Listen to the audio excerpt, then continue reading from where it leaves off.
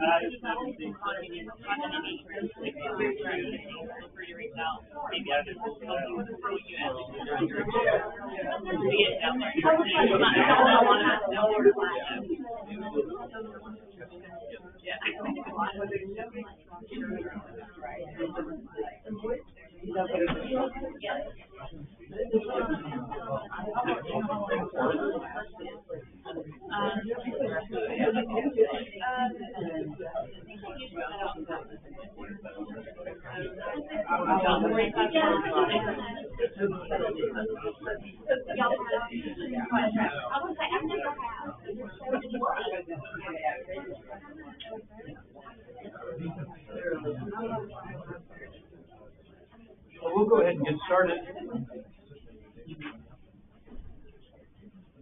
Glad you all are here. You all, you picked this, right? This is your choice. or aggravated with me, just remember it was your choice. So, but I'm glad you're here, and we're going to be embarking on Isaiah, as you know, a very challenging text, but a significant text for a lot of reasons, and that will, of course, come out as we go through this morning and throughout the quarter. But today is about introductions, right?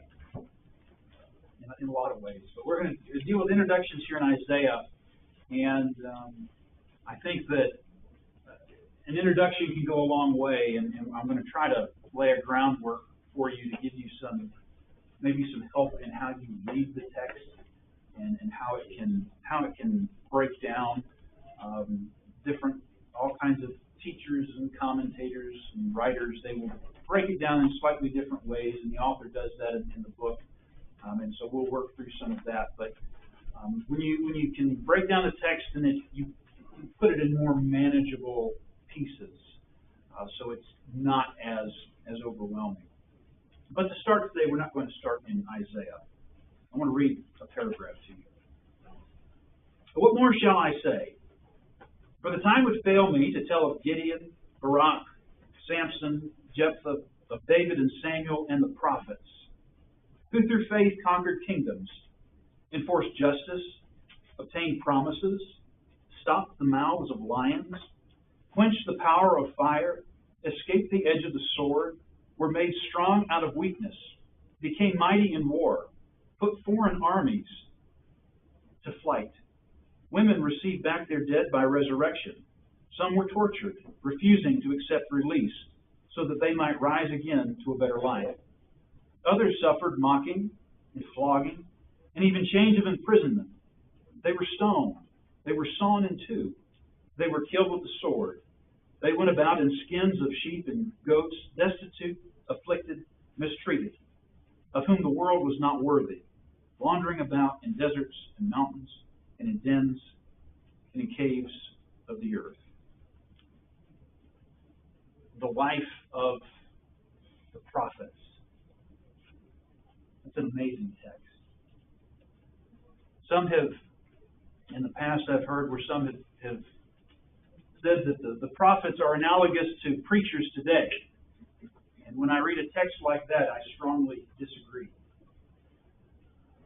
An entirely different way of life, an entirely different charge that they had, far more costly. The descriptions in that text are amazing. And perhaps that's the part of Hebrews 11 that we often overlook or think is talking about the Christians of the first century. He's writing about the prophets. And the prophets that we know of in the Old Testament went through quite a lot in their sacrificial service, taking a very difficult, unwelcome message to God's people. And Isaiah is a prime example of all of that. So to begin with, a little bit about Isaiah. We know a little bit about his background. His name, I think, is significant, and in his writing, of course, names are significant, as you may have already noticed. But his name means that Yahweh is salvation, and that's a good truth to remember. Of course, for us to remember, but especially in light of some of the harsh things that were going to happen to God's people. It's very important to remember that ultimately Yahweh is salvation. That the punishment that Israel, Judah, the nations were going to incur was not going to be the end of them. There was more to come. We're also told in the introduction here that he worked during the reigns of Uzziah, Jotham, Ahaz, and Hezekiah. Some kings that you are probably familiar with, maybe some more than others. It seems to be that he began his work in the last days, the dying days of Uzziah. Isaiah had access, from what we know, he had access to the aristocracy, and that gives him a very helpful perspective when it comes to the political situation of God's people and really the problems of God's people. Because the problems always begin at the top, don't they? Good morning. Come on in. They begin at the top.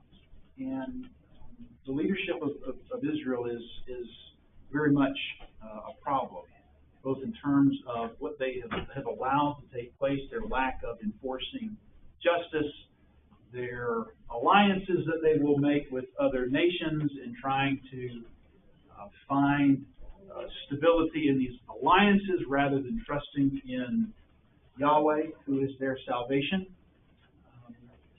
And so, Isaiah is able to deal with that very clearly. Isaiah is also contemporary from some of the other prophets that we know of, Hosea, Amos, and Micah. And there are some texts, we won't spend much time doing this, but there are some texts in Isaiah that you'll find in these other of the literary prophets. Of course, those are the prophets that wrote something down. Most prophets didn't write things down. But Amos, I believe, is the first prophet we know to have written something. But there's questions, and if you get into looking into the background of Isaiah and this kind of material, this is the kind of stuff that I get interested in. I won't spend a whole lot of time with it. People can. I'm a preacher. I'm strange. I like that kind of stuff. But some wonder about the fact that there are phrasing and terminology that is found in some of these other prophets that's found in Isaiah, and some would suggest that perhaps Hosea, Amos, and Micah, well, they're quoting from Isaiah. Isaiah seems to be the maybe perhaps the primary source of writing with that. But that's helpful to know, and that's why you'll find similarities. And of course, in some of the accounts that we have in Kings and in Chronicles, you'll find these men popping up. There were plenty of prophets that we know of. There's a lot that we don't. The school of prophets, for example. And there's lots of questions about, well, what was that about? Prophet University and how they were trained. What was involved in their training? Some thought, well, perhaps that a lot of the writing is done in the school of prophets, and that's where it's taking shape. Lastly, here Isaiah, we don't know for sure what became of him, and of course there are prophets that we don't know what became of them. But some have thought that Isaiah was martyred in the days of Manasseh. So, things kind of work out better for Hezekiah, and there is a sort of a renewal with the people. Things are good, sort of been on the high note, but then Manasseh comes along and he's horrible. And I believe it's in the Talmud. There are some stories about the martyr of Isaiah, and where if you read these, there's some dialogue that he has with Manasseh, and Manasseh gets very upset, and Isaiah goes and he hides in a tree, in like a hollowed out tree, and they find him, and Manasseh has the tree cut down, and so Isaiah is sawn in two. And whether or not that happened, I don't know, but there is this reference in Hebrews 11 about the prophets being sawn in two. And that sort of tradition has continued down through time. You'll find some stained glass. You might find stained glass windows in a cathedral somewhere, and if you ever find a prophet who's being sawn in two, or just an image of somebody being sawn in two, it's generally thought to be Isaiah. Whether or not that happens, we don't know, but that's the tradition that goes along with him.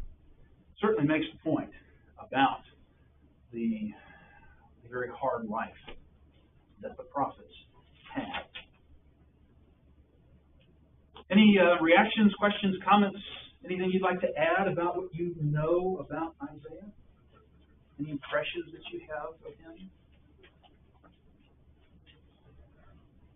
I guess that's why we're here. Okay. Moving right along. So let's talk about how this big book works. So it's generally understood that Isaiah breaks down into two books. You have chapters 1 to 39, are the first book, and the second is chapters 40 to 66. Chapters 1 to 39 are quite depressing. They're about condemnation. They're about judgment. Now, it is balanced out, and there are references as you get to the second chapter, and it sure sounds hopeful, making the point that yes, this judgment and punishment is coming, but God is not finished. So you do have shades of hope in the first book. But the first book is primarily about you all have made a wreck of it, and now you're going to be punished. You need to repent, but you're not going to, and you're going to be punished. It's quite an abysmal situation here, and this is why Jesus would use Isaiah in his teaching when he was dealing with the Pharisees, when he was dealing with hard-hearted people he knew were not going to listen. He goes to Isaiah, and it's as if you all are repeating this history all over again. So it's very much, these first 39 chapters are very much about God's punishment and condemnation. Chapters 40 to 66 are just the opposite. And I look forward to getting into that section. And this section comes up a good bit when Paul begins to explain how the redemptive purposes of God were fulfilled in Jesus of Nazareth, the Messiah. When he tries to explain the fulfillment of everything God had been doing, everything that the prophets had been talking about, he will draw on Isaiah a great deal. But if we try to, the author in the workbook, he breaks these chapters down this way. In the first book, there's three sections. Chapters 1 to 12 deals with judgment and hope for Jerusalem. That's the main focus. 13 to 27, he starts to address the nations, and there's judgment to the nations, but there's also hope for the nations, and we'll see how that fits the broader framework of the Bible and God's purposes. And then 28 to 38 deals with the rise and fall of Jerusalem.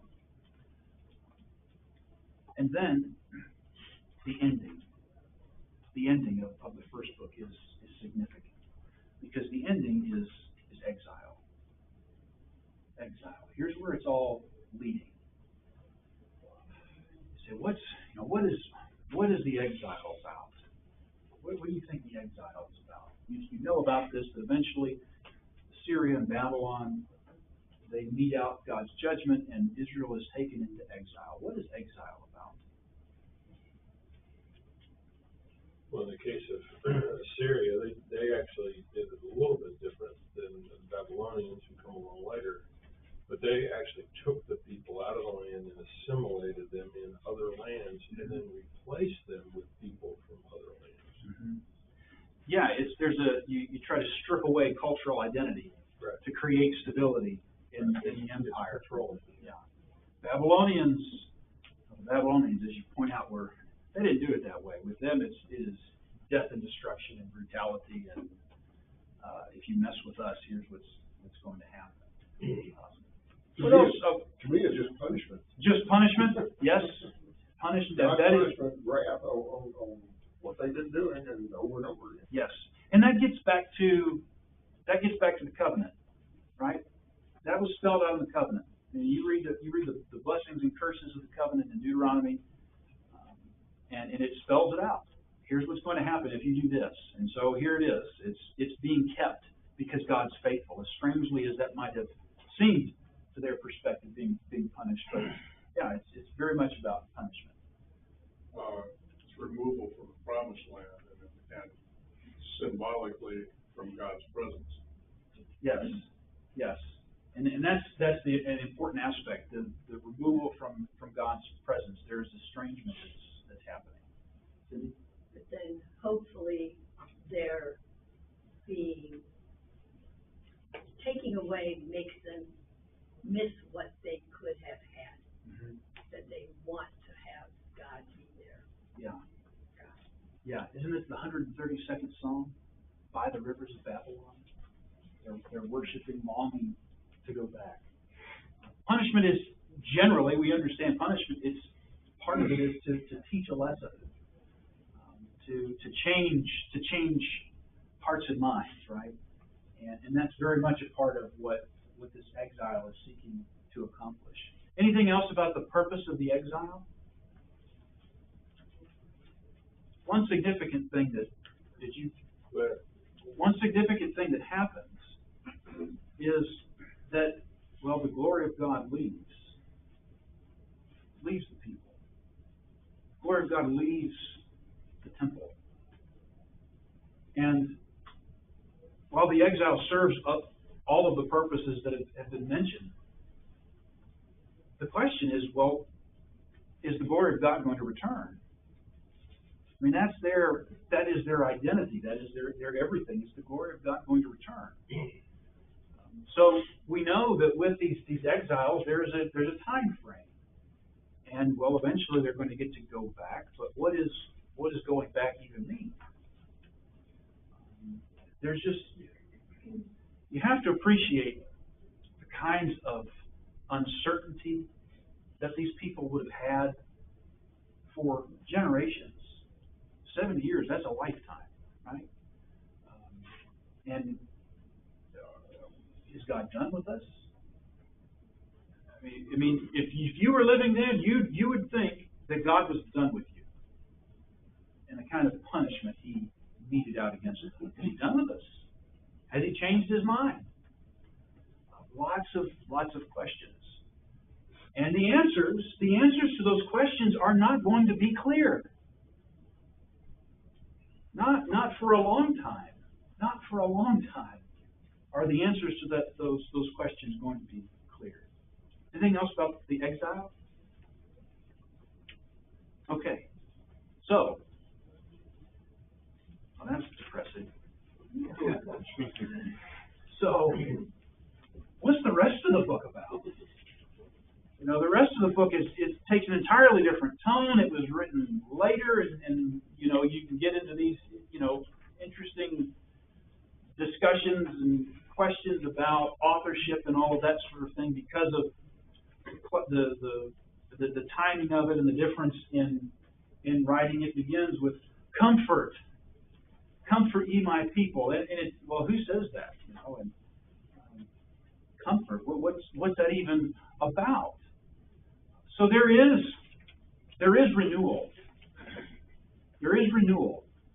And you might use a different word. You might use the word return. You think return from captivity. Maybe you think of restoration. Renewal is just the word that I've chosen here, because there's something good that is coming. The question is, well, when? How? Who? Again, when you read through this text, you know, we have this perspective where we think where we kind of have it all figured out, and we know what the hopeful prophecies are pointing toward. But as I mentioned a minute ago, if you're going to try to appreciate people who received this right, who came up on Isaiah, I mean, Isaiah is cherished by God's people. There's just lots of, what does this mean? What does this mean? I mean, they couldn't have, you know, ask AI, hey, what's Isaiah 40? What's that all about? They're trying to work through that as best they can. So the renewal is not about, I'll tell you what it's not about. It's not about God's people going back to Jerusalem. I mean, it's sort of, but that's really not what it's about. You know, we know about that. We read about that, and you remember where they rebuild the temple, and the reaction of that is, well, it's not what it used to be. not what it used to be. And there's this sense, I think, at least from my perspective, there's this sense that, well, things are undone. Things are just undone. And things will never be what they once were. And as has been pointed out, when you think about the Jews, especially when you get into the New Testament, but even here at the close, I mean, you read the close of the Old Testament, and you're just left wondering, well, what's next, right? It just ends. It's incomplete. And so the Jews had this awareness. They're living in a story that had yet to be finished. It's not over. How's it going to end? Where is it going? We don't know. Now, they could point to Isaiah. Isaiah says some great things, but what does that mean? Well, we don't know. We don't know. Now, ultimately, what we understand is that renewal is about the Messiah. The renewal is about the Messiah. And to make some connections to the Messiah and to the New Testament, I think the introduction that Matthew gives is very helpful. So after giving us a genealogy, Matthew is setting up how he is going to tell the story of the Messiah. He says, so all the generations from Abraham to David were 14 generations. And from David to the deportation to Babylon, 14 generations. And from the deportation to Babylon to the Christ, 14 generations. That's an incredible passage. Again, we look at Matthew 1, and there's a whole bunch of names that we can't pronounce, and kind of skim through that. That's an incredible text. Matthew wrote something there that for hundreds of years couldn't have been written. And then what does Matthew do? Matthew describes the birth of the Christ. How? How does he set it up? He quotes from who? It's not a trick question. What class are you in today? Isaiah. All right, very good. He quotes from Isaiah. And then Matthew is, Jesus becomes this representation of faithful Israel. And this isn't a class about Matthew, but that's what he starts retelling the story of Israel through Jesus and the scenes that he describes and the things that he does.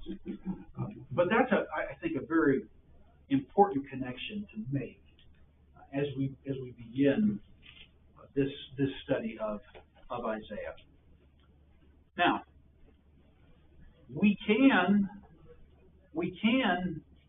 make this text more manageable. We can break it down a little further. And so what I have on the screen here, with the first 39 chapters at least, is how the author breaks things down. But we can break down the entire book into 8 sections. So we still have the first 12 chapters about the judgment and hope for Jerusalem. 13 to 23 deals with judgment of the nations. 24 to 27 is Isaiah's apocalypse. And then follows up with 28 to 35, the fall of Israel. And then 36 to 39, more in invasion. As we get into 40, these 3 sections here of comfort and hope. So 40 to 48 is about comfort for the exiles. 49 to 55, there are messianic documents, and we'll show that here in just a minute. And then 56 to 66 are some admonitions that are given. And this is how I'm going to work through the book. This is a really big challenge to study a book like this in such a short time. And there's pros and cons. If you have a long, generally when I try to teach classes, I want to give an overview. I want you to be able to understand sort of bird's eye view what a text is all about, so you can make connections. If you're going to spend a year in Isaiah, all of that's going to get lost, and you're going to, it becomes, well, just a history class, and you just lose sight of what this book is all about and how it fits into the broader framework of the Bible. So I would tell you, in the next couple of sessions, if you can read through the first 12 chapters, that's going to be helpful. And we're just going to try to summarize things and pulling out some pieces that can be helpful.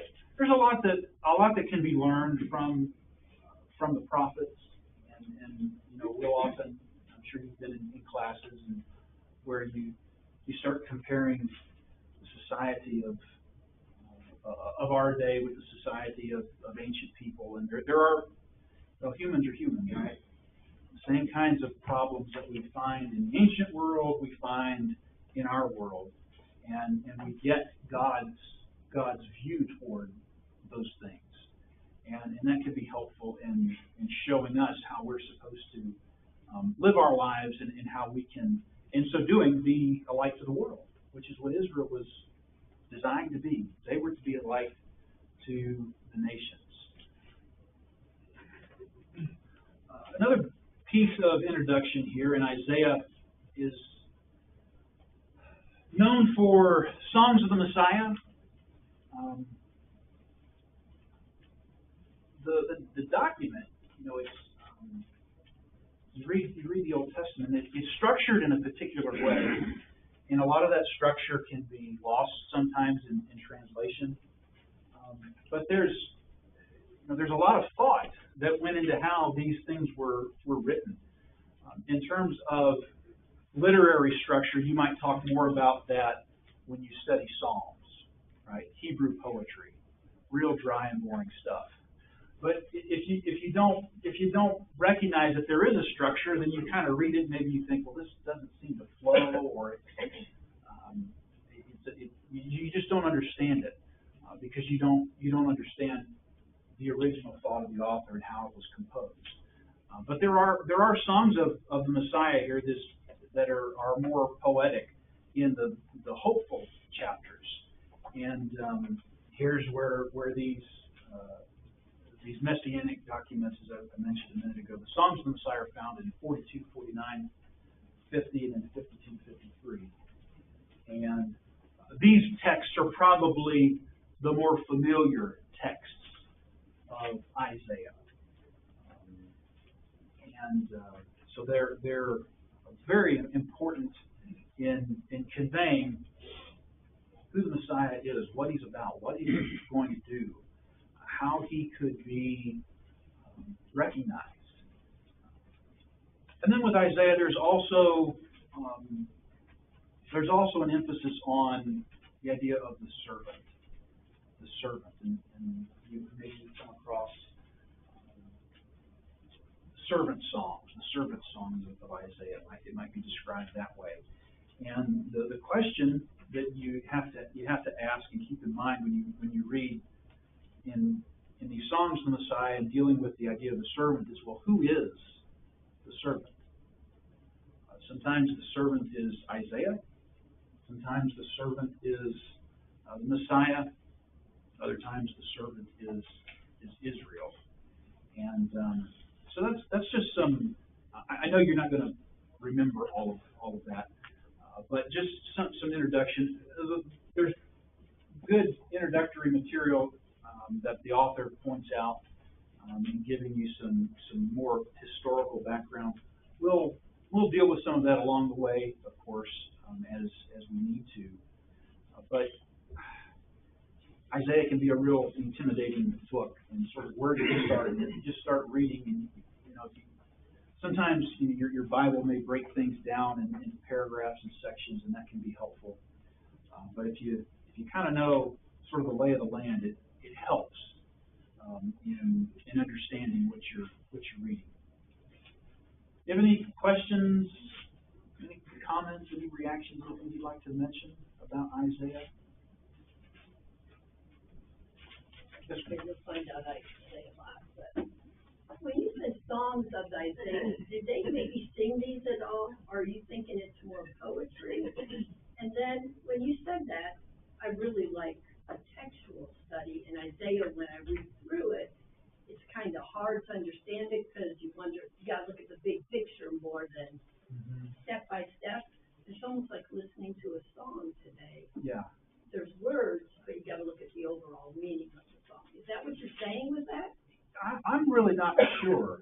I think, I've come across where some have thought that, yeah, these things might have been sung, some of these sections.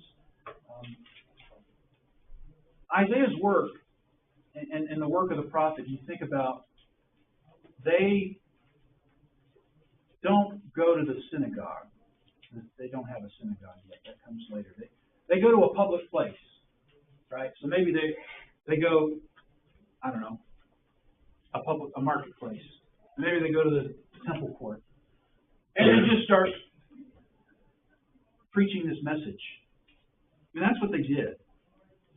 They're getting this. They're getting the word out. It would have really been shocking and unexpected. Probably made people uncomfortable. Would have taken a lot of courage to do. And through doing that,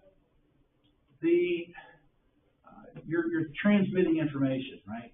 And so when you, in my mind, the fact that there is a literary design here might be how that could be transmitted. If you knew the song, their songs are different than the way we would do it contemporary. But I think that these sections, I think that would help in transmitting that information. Anything else? I have one. Yes. I think Isaiah overall, how you were talking about the breaking down of kind of the depressing, the exile, the punishment portion, and then kind of going into hopeful, and then kind of the end of it, kind of the consequence situation. It's if you look at it overall from the beginning to the end, it's almost like a blueprint for us today, in the fact that punishment is not always supposed to be so harsh in the fact that there's not something that comes with it. So punishment is supposed to be a correction, a reflection, a perspective. So when you look at it from the whole, you can kind of see almost that blueprint of how punishment and design should be, that there should be some type of comfort or reaching out, or some type of conversation about where to go or what the next step is from the mistakes that are made from the beginning. That there should be, and that end by design is how God is, through mercy and grace. He offers that comfort after we have made our mistakes or committed our sins or anything that we've done. So the thing for us to take away now is a little bit better in terms where we can see the whole picture, because it's already happened. But for them, like you were saying, they were still living through it. They didn't quite understand the full picture. But I believe that their faith still continues the same perspective that we need to have as well, to kind of carry through, even when they had their bad moments and had to have their moments of exile.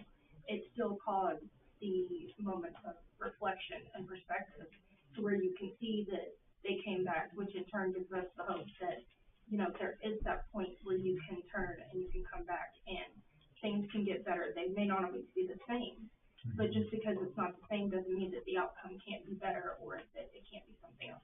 So I think, all in all, even with its messages and the moments where it describes a lot of messianic, it still provides us with a blueprint today that still fits into the teachings of the New Testament and the stuff that we're to continue forward. Yeah, the big picture is we see, this isn't just Isaiah, this is just God's relationship with Israel. We see how God interacts with us. So there's an expectation, everything's laid out, and when we fail, there's punishment. As you point out, there's a purpose to that. And with the prophets, the prophets can be very dark, but all of them end in a message of hope. So that's a great observation. So we should not be surprised that we find that, because that's consistent in how God has always interacted with humans, all the way back to the garden. The garden was not where things ended, right? It could have been, but that's not where it ended. Anything else before we move on? Yes, sir. One of the things for me anyway, the author pointed out in his first lesson anyway too, is just the sheer amount of discussion about the Messiah from Isaiah that cannot be understood until Jesus comes. And God's providence in including so much about the Messiah, not just in Isaiah, but in all places too, but particularly in Isaiah, so that when Jesus shows up, there's so much to reference that, back in Isaiah's day, there's no way they would have known, who he was talking about until Jesus shows up. And conversely, if Jesus had just showed up without anything from Isaiah, they'd be like, who is this guy? Like, I don't understand. Like, okay, you're from God. Like, I don't, but now they can look back and be like, well, and Isaiah says this, Isaiah says this, Isaiah says this. And that connection between the two, just would not have been possible for man to come up with. Yeah. This is God's providence in working in all of that. Yeah, and that whole process took a long time, like to be able to make the connections. So Jesus comes along, and the people aren't making the connections, right? Paul, he says, makes the point that nobody he missed it. Paul says that had the kings of the earth knew what they were doing, they wouldn't have crucified the Lord of glory. Paul is saying nobody recognized this. And, when you start reading the New Testament, where those connections are being made, a lot of time has passed where they're able to see it. And at least in my view, we don't appreciate that. Prophecy is understanding prophecy, appreciating it at least, is much more than just trying to connect the dots. And often we just connect the dots. We say, well, here's what was prophesied, and here's its fulfillment in the New Testament, and we make a connection, and then we move on. And that's not quite how quickly things came together. Paul, again, if anybody was versed in a text like Isaiah, it was him. And as far as he was concerned, Jesus of Nazareth didn't fit. Didn't come close to fitting. And yet, we know what Paul lays out in a place like Romans, where he shows that no, he did fit, and we missed it entirely. All right. Well, chapters 1 to 12. The judgment of God's people.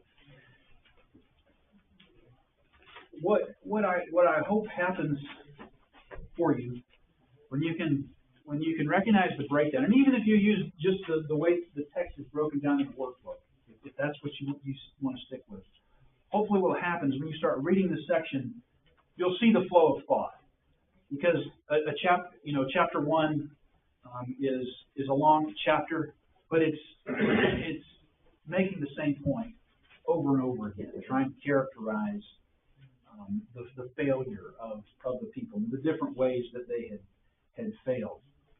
So Isaiah, to begin with, is quite condescending. If you want to make an introduction, you want to be persuasive, that's probably not how you start. But again, if you want to think about the boldness and conviction of a prophet to go public place and say, "Hear, O heavens, and give ear, O earth, for the Lord has spoken. Children have I reared and brought up, but they have rebelled against me. The ox knows its owner, and the donkey its master's crib, but Israel does not know, and my people do not understand." They're like rebellious children. And so what do you do with a rebellious child? You can begin to anticipate what Isaiah might say next. If this is the situation. So he's going to make a case. And some have described sections as if God is putting Israel on trial. And so there's indictments. Sometimes these phrases are described as indictments. And that can be helpful to think of things in a legal framework. God dealt with Israel in a legal framework with the covenant, and Paul uses that language, that legal terminology, quite a lot in his writing, and so that can be helpful to understand the dynamic that's at work. But he says they're corrupt inside and out. They are here in verse 6, the sole of the foot even to the head, there is no soundness in it, but bruises and sores and raw wounds. They're not pressed out or bound up or softened with oil.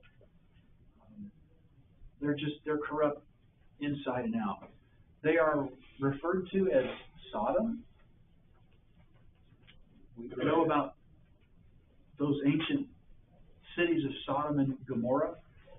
It's interesting, isn't it, how today people who have virtually no familiarity with the Bible know about Sodom and Gomorrah, know about those places and what went on there. And that's how Isaiah is describing not a bunch of heathens, but God's people. Is that an unfair characterization? We'll continue reading. He's not just making unfounded claims, right? He's going to describe in detail the problem as their society is existing. He tells them to repent over and over, but again, we have to keep in mind the audience is become hard-hearted, dull of hearing. I mean, you know the way Jesus would use Isaiah in dealing with the hard-hearted rulers of his time. Repent, but judgment's coming. You need to repent. You're not going to, and you're going to be destroyed. One of the things that also shows is that God's punishment never comes without warning. Never comes without warning or explanation. That's the prophets lay out the explanation. Whether you're reading Isaiah or Amos, they give the reasons. They make the indictments, and so that's what the first chapter is really all about. Chapters 2 to 4, though, things change a little bit, and this is where you get a sense of God's not finished. So the point that is made here is that God's kingdom will rule. You probably are familiar with chapter 2.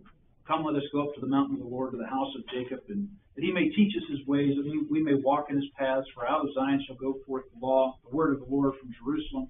So he's inviting the nations. Everybody's coming and gathering in the mountain of the Lord, and we'll usually explain that in terms of the church, spiritual Israel. And you think of the way the New Testament would use this idea.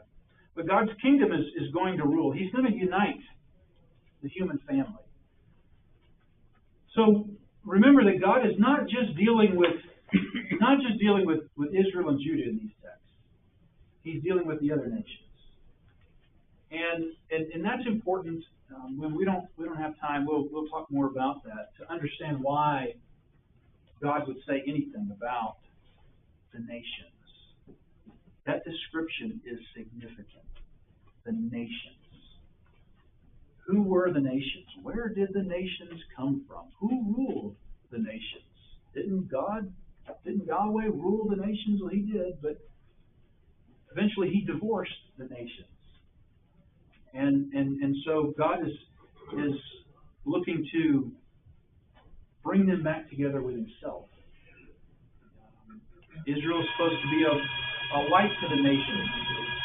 Ultimately, there's messianic references that the Messiah is going to be the light to the nations. So we'll deal with them as well. So thanks for being here today. I hope it's given you a framework that you can start reading through this text and it won't be so intimidating.